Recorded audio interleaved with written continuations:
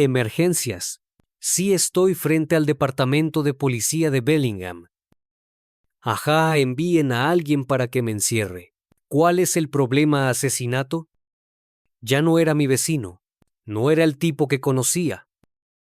Era un asesino, un violador, un abusador de niños. Era lo peor de la sociedad. Era un monstruo. De vez en cuando pierdes los estribos y le gritas, oh sí. Entiendo, y alguna vez los perdiste y la golpeaste. No, ok. Para mí él la asesinó. Y pude ver que la asesinaron de varias formas diferentes en mi carrera. A lo largo de los años, he investigado varios homicidios. Y debo decir que este fue uno de los asesinatos más crudos, violentos y despiadados que jamás haya visto. Ahora me harás llorar.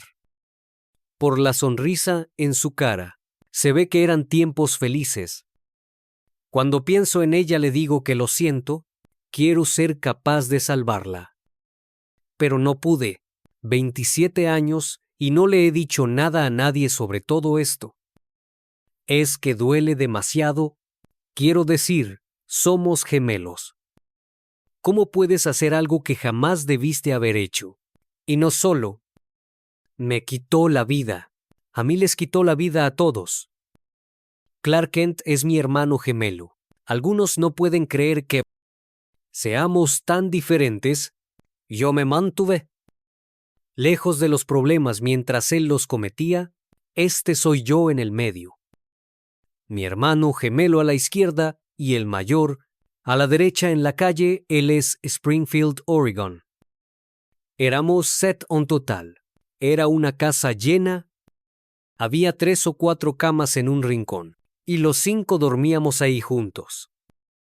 Teníamos una estufa. A leña el baño estaba afuera. Había dificultades, pero no éramos gente pobre. Siempre hubo comida en la mesa, así que éramos niños disfrutando. Nunca pensamos en las cosas materiales que había que tener para sobrevivir. Mucha gente pensaba que no éramos gemelos porque éramos opuestos. No somos gemelos idénticos, solo mellizos. Yo era mucho mayor que él y él mucho más pequeño. Él tartamudeaba. Así que mucha gente se burlaba de él. Él se enfadaba y los insultaba. Decía cosas equivocadas. Cada día íbamos a la escuela y todos los días. Al volver a casa de la escuela, nos encontrábamos con 3 o 4 personas en la esquina esperándolo, pero nunca hacía nada porque yo estaba ahí para protegerlo. Éramos inseparables. Hacíamos todo juntos. Había veces en que sentíamos al otro y sabíamos lo que hacía el otro o lo que iba a decir. Los gemelos parecen tener esa conexión. Creo que esta es Christy. Quizás grado. Estaba saliendo de su caparazón, encontrando su identidad y haciendo amigos. Siempre estaba sonriendo. El vecindario en que crecimos se llamaba Happy Valley. Cuando la nueva familia se mudó al lado, yo estaba jugando baloncesto. Y pude ver el momento en el que ellos llegaban, y al verlo sentí curiosidad. Era gente de bajos ingresos. Era mucho más aparente tal vez en Christie. Vestía colores brillantes, pantaloncillos de spandex y una chaqueta. Muy de los años 80. Tenía cabello grueso y rubio como encrespado. Gafas rojas de fondo de botella, sus ojos se veían enormes. Christie estaba un grado debajo del mío, como iba a la misma escuela secundaria que yo. Íbamos en el mismo autobús. Había niños que se burlaban y la fastidiaban. Por lo general, por la ropa que usaba y sus gafas. Entonces, cuando llegué a conocerla un poco, empecé a tenerle afecto. Y me encontré tratando de ayudarla, la defendía. Sin duda sentía lástima por ella. Creo que Christie, unos años después de mudarse, buscaba ser aceptada y empezó a frecuentar a algunas personas, un grupo que bueno la aceptaría de inmediato. Y bueno, tal vez no era la mejor gente. No les iba bien en la escuela. Ellos fumaban. Y eran un poco más rebeldes. Los problemáticos. La primera vez que Christy escapó, no me preocupé. Pero no me di cuenta de la gravedad de lo que sucedía en su casa ni por qué había escapado. Jamás conversamos sobre su vida familiar. Así que ahora desearía haberme acercado, haberle dicho algo o que supiera que nos preocupábamos por ella para ayudarla. Esa es Christy. Es triste el hecho de que el tribunal me excluyera las fotos de Christy cuando estaba viva, así que el jurado no vio ni una fotografía de ella cuando estaba viva. Christian Onstad tenía 14 años y asistía a la escuela secundaria de Fairhaven. Su madre denunció que había escapado. Supuestamente la llevaron a la escuela y nunca regresó. Cuando lo reportaron por primera vez, nada hizo pensar que se tratara más que de una adolescente huyendo de su casa. Cuando lo miramos por primera vez en el tiempo, pensamos que fue una situación de rebeldía. Luego la madre me dio un par de fotografías de Christy. Pensé que era algo normal. Había huido el fin de semana anterior y otra vez ahora, y no sabía dónde estaba. Pero un comentario que hizo la madre me pareció raro para un padre. Dijo que le había preguntado a James si se había enfadado y le había hecho algo. Pregunté por qué creía eso y dijo que él tenía mal genio. Bueno, pero ese no es un comentario normal. Wesley, o una pregunta que un esposo o padre le haría al otro padre. Eso me pareció muy extraño, pero en ese momento no tenía pruebas para acusar a nadie y a veces debes ser cuidadoso. Si estás en una etapa muy temprana sin pruebas, no quieres que nadie se retraiga, porque no tendrás nada, pero pensé que sería mejor. Recordar ese comentario, lo que pasó por mi cabeza fue que comencé a temer que este no fuera un caso de huida de casa, sino algo mucho más serio. Luego de la secundaria nos separamos. Clark fue hacia un lado y yo hacia el otro. Él iba aquí y allí. Fue por todos lados. Iba de un trabajo a otro. La gente que frecuentaba a Clark, muchos de ellos bebían. Clark estaba muy infeliz. No sé qué era, ni por qué estaba infeliz. Recuerdo que terminé pagando una fianza en Boise. No recuerdo lo que hizo, pero hizo algo, y le dieron 3 o 4 o 5 años en prisión. Cuando salió, se casó con una muchacha de California, una mujer agradable. Pensé que eran felices. Supe que ella estaba embarazada de 3 meses. Y entonces intervine. Fui a hablarle y traté de asegurarme de que estuviera bien. La cuidé todo el embarazo hasta que nació el bebé. De hecho, cuando dio a luz, yo estaba ahí. Why, lo siento. La enfermera quería que preguntó, sí, yo pregunto. Si el papá quería cargar a la niña y dije que yo no era el padre. Pregunto si vendría y le dije que no estaba ahí. Y eso fue lo que dije. Así que, desde entonces, aunque yo era el tío, ella fue mi hija. Él debía estar ahí, pero no lo estaba. Y cuando ella tenía unos 8 meses, Clark y su mujer se divorciaron y terminamos, enamorándonos mutuamente, y tuvimos otros 2 hijos más. Clark y yo jamás hablamos de eso. Tal vez le mencioné que la niña creía que él era su tío y que yo era el padre. Él no tenía que ver con eso. Había hecho algo mal y yo me había asegurado de darle la vuelta y corregirlo. Localicé a niños que ella conocía, que estaban con ella en la escuela y hablé con cada uno. Ninguno la había visto. Había una niña muy unida a Christy, que me dijo que Christy estuvo a punto de contarle un secreto.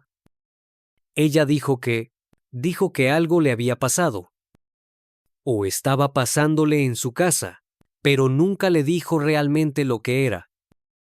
Pero a esta niña le preocupaba. Recuerdo que se emocionó mucho y dijo que si lo supiera, me lo diría, pero no lo sabía. Cuando me fui de ahí, estaba muy preocupado de que eso no fuera solo una niña rebelde que había huido de casa, que eventualmente iba a aparecer. Recibí la copia del informe de un oficial de patrulla, que señalaba que se había encontrado una mochila en una zanja a unos 2 km de su casa, que terminó siendo la mochila de Christy Onstad, con algo de su ropa y sus cosas. No he tenido casos de niños que huyen de casa, que se llevan sus cosas y las arrojan a una zanja mientras huyen. Eso era algo inusual, por cierto. Y eso encendió la alarma. Las cosas parecían ser más serias. James Dickey decidió juntar a la gente de su propio vecindario y organizar una búsqueda. No se trató de caminar por ahí, golpeando puertas y preguntando dónde estaba. Era gente buscando en sus patios traseros y debajo de cosas. Eso es algo que haces si estás buscando un cadáver, no una persona con vida. ¿Y por qué harías eso? Parecía muy fuera de lo considerado normal. Y cuando hablé con los oficiales, la impresión que me dieron fue que él sugería o quería dirigir a la gente en una dirección en particular. Deben ir al este en esta dirección. No miren en otra. Eso enciende una pequeña luz roja en tu cabeza. Y mientras seguían buscando, pensamos que debíamos hablar de nuevo con él. Así que le dije a James Dickey que quería hablar con él otra vez y me dijo que sí. ¿Qué problemas tenían en casa? ¿Ha habido alguna clase de discusión o más rebeldía últimamente? Este último par de semanas, la verdad, todo se ha puesto muy feo y estuvimos tratando de calmar la situación. ¿Serías capaz de describir los cambios que hubo? La actitud. ¿Sabes cómo tú le pides que lave los platos? Ajá. Y ella actúa como si la golpearas, como si la abusaras. Y yo tengo tendencia a gritar mucho. De vez en cuando pierdes los estribos y le gritas, «Oh sí». Entiendo, y alguna vez los perdiste y la golpeaste. No, ok. Y entonces dijo que la había llevado a la escuela, y creo que ahí fue cuando él quiso aclarar que no la había dejado frente a la escuela. La dejé en el semáforo porque había muchos niños, y ella quería bajar allí.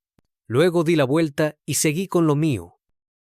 Es decir, que ella quería bajarse ahí sí en lugar de la escuela.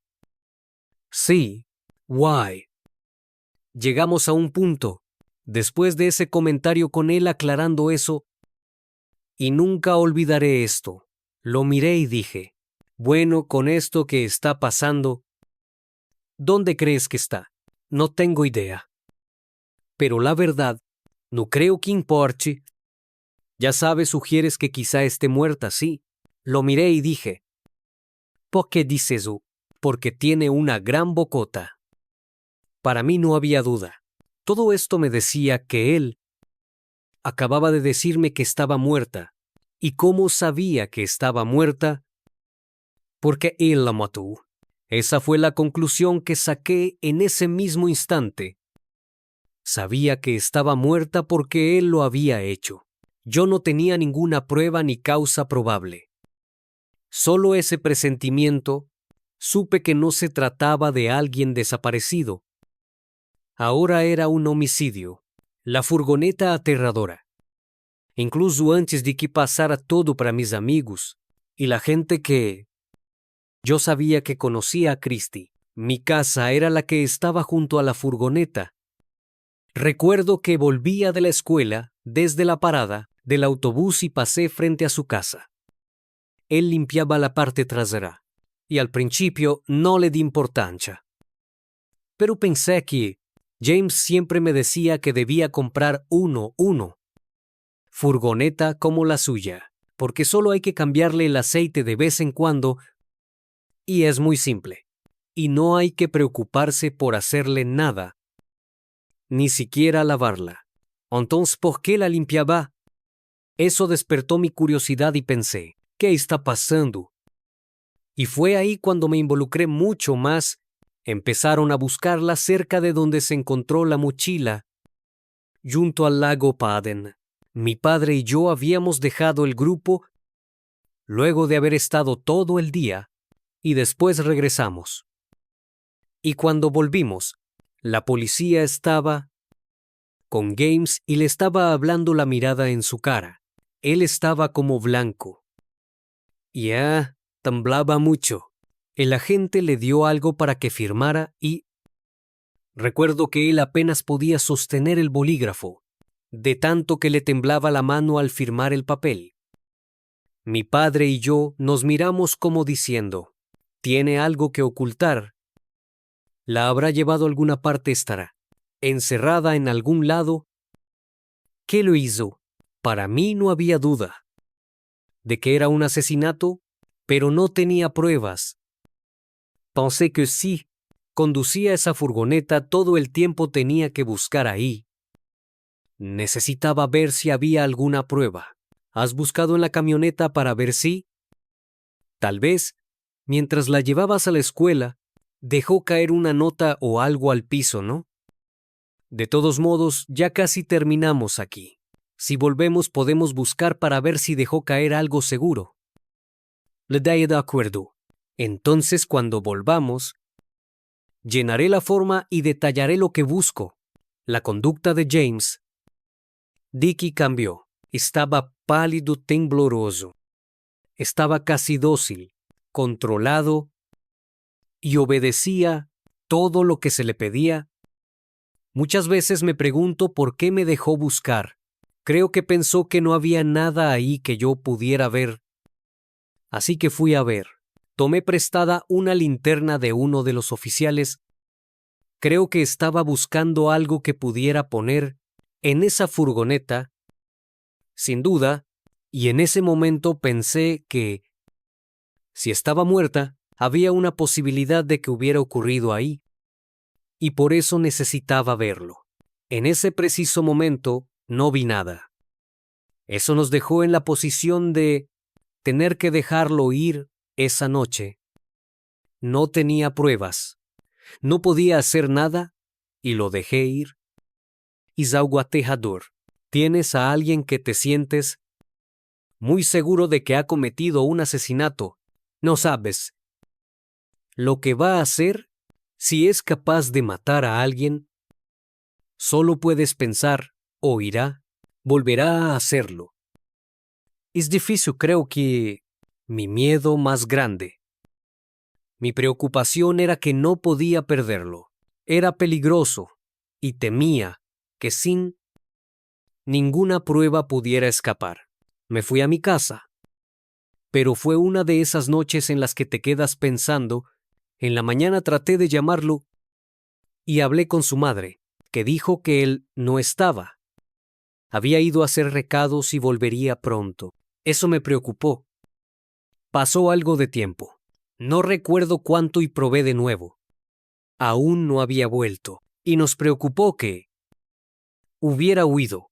Volvimos a la casa y hablamos con la madre. Le preguntamos a dónde podría haber ido. Dijo que pensó que había ido a hacer recados. Debería haber vuelto y no sabía dónde estaba. Mientras tanto, registramos la casa.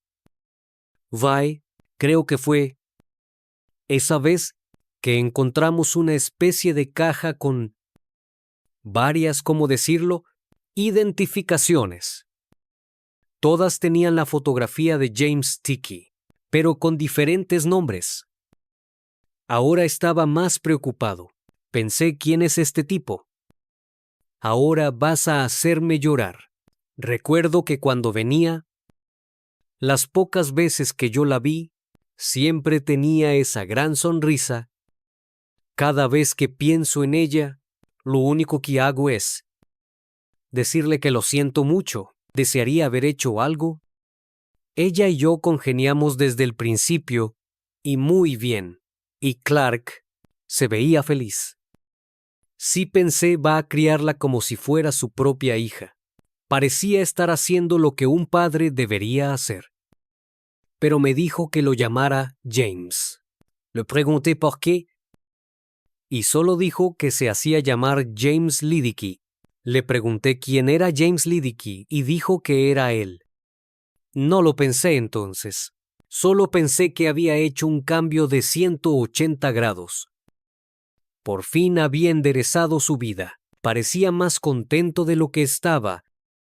Al menos eso pensé. Ellas estaban abajo, bromeando y jugando, y nosotros estábamos arriba, hablando y pasando un buen momento. Y todo ese tiempo él se la pasaba. Yendo abajo pensé que era raro. Clark bajaba todo el tiempo. Para mí no tenía ningún sentido. Déjalos tranquilos. Son niños, quieren estar juntos. No quieren adultos abajo molestándolos. No sé por qué estaba haciendo eso. Tal vez para ver si se estaba comportando bien. O tal vez era un poco más estricto de lo que yo era.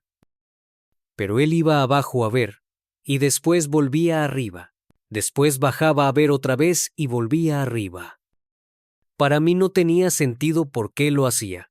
De la nada mamá llamó y dijo: ¿Has visto a tu hermano Chris? Ha desaparecido. Tuve ese presentimiento otra vez. No bien dijo eso. Lo supe de inmediato. Me di cuenta, por eso iba abajo. Le había estado haciendo algo, la estaba vigilando. Se aseguraba de que no dijera nada. Le preocupaba que abriera la boca, y lo supe de inmediato. Y dije, él la mató. Le dije a mamá, él la mató, y ella dijo, ¿por qué dices eso? Y le dije, lo hizo, solo lo sé, lo siento. Y ahí es cuando llamé a la policía de allá y dije, buscan al hombre equivocado. Su nombre es Clark Elmore. ¿Cómo lo sabes soy? Dije, porque soy su hermano.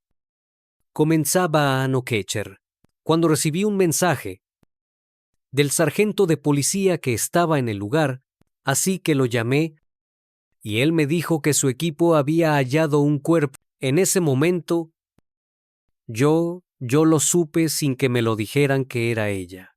Sabía que era Christian Stad. No tenía dudas. Los equipos de búsqueda encontraron el cuerpo desnudo de una joven anoche, cerca de las 8 en la zona boscosa de esta área. En este momento investigan la escena.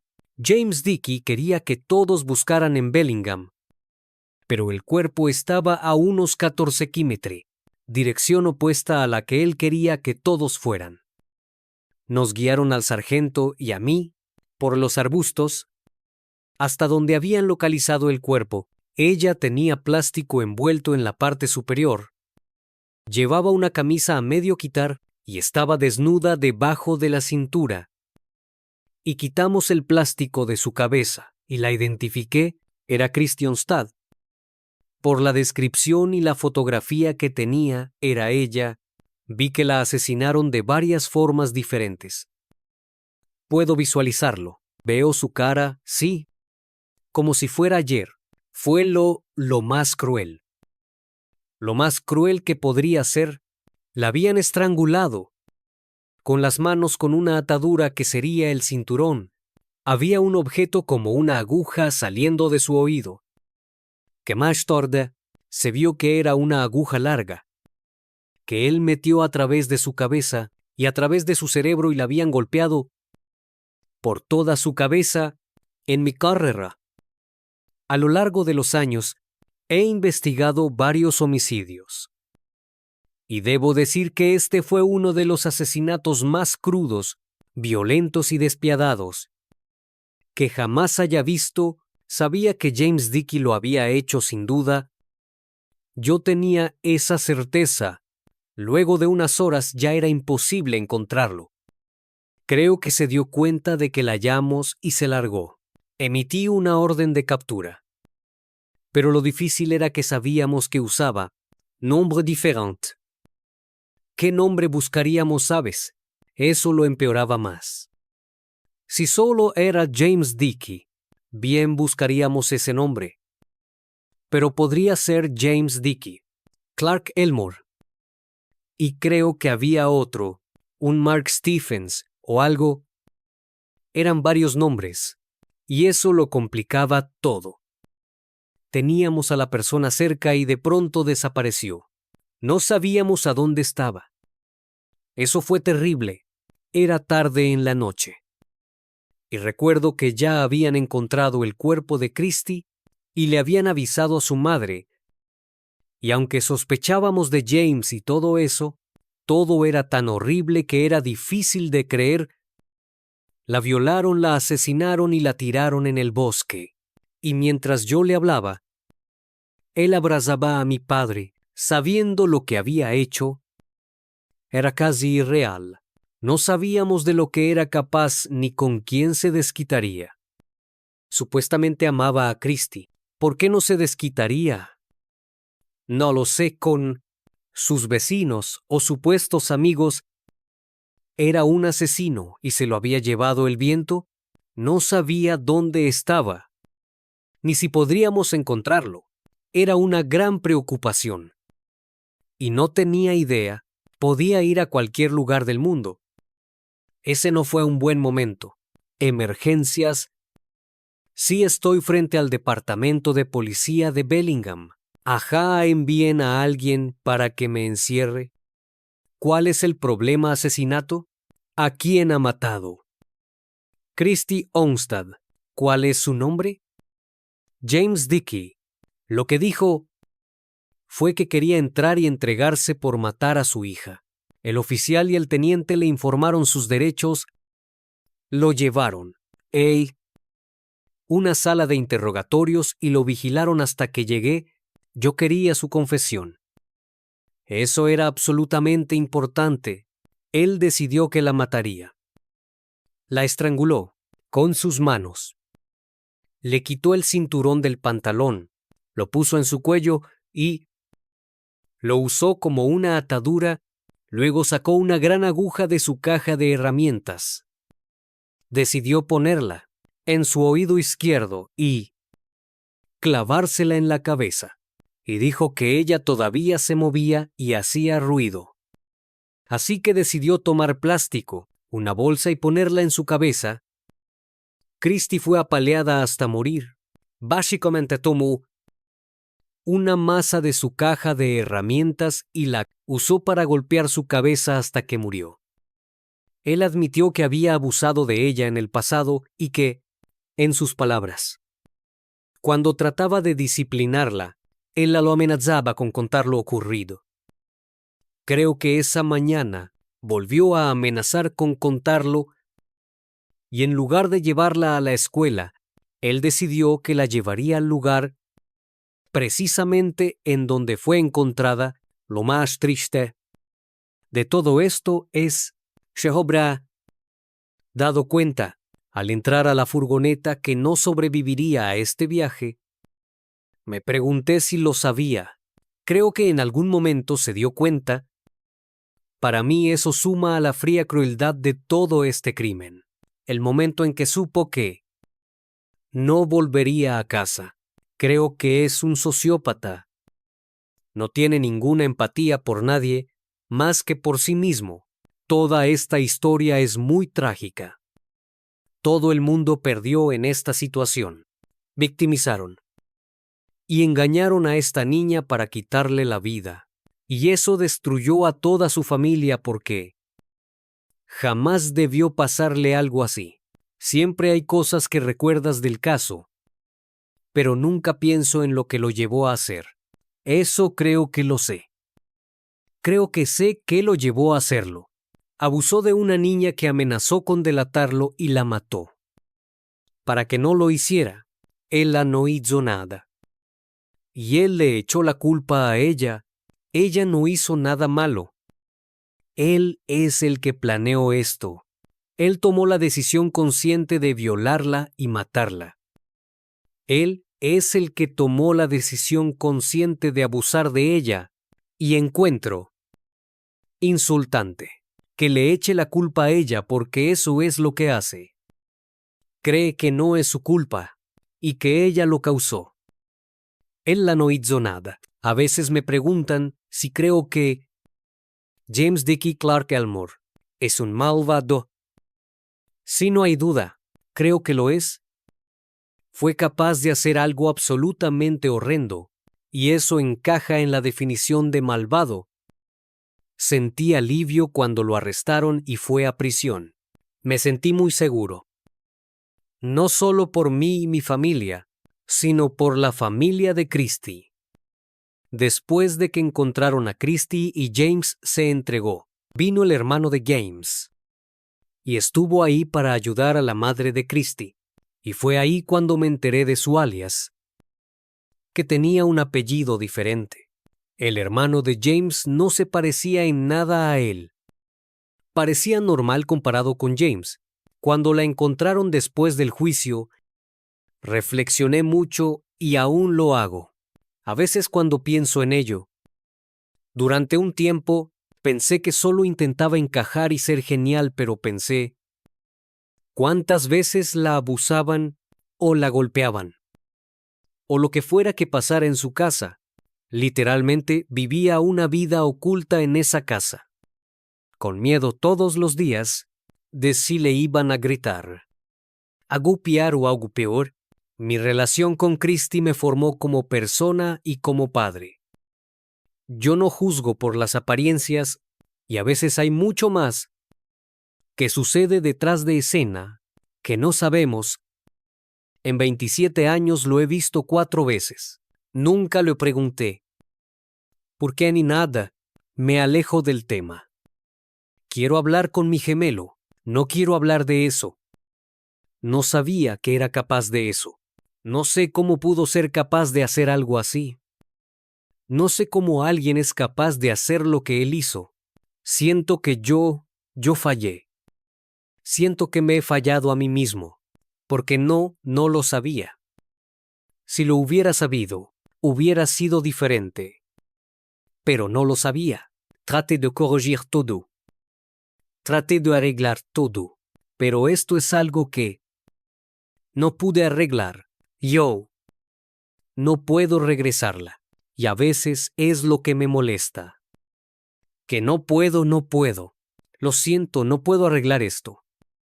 Extraño estar con él, pero eso nunca sucederá. Diría que él me ha quitado mucho. En 27 años no le dije nada a nadie sobre esto. Me lo guardo. Es difícil para mí hablar de ello. Es difícil. Explicar que tu propio hermano gemelo hizo eso y no me da un cherre. Porque nunca tendré un cierre. Pero puede ayudar a otros a darse cuenta de que debemos hablar con nuestros hijos. Y si eso ayuda y salva a un niño, ¿habré hecho mi parche?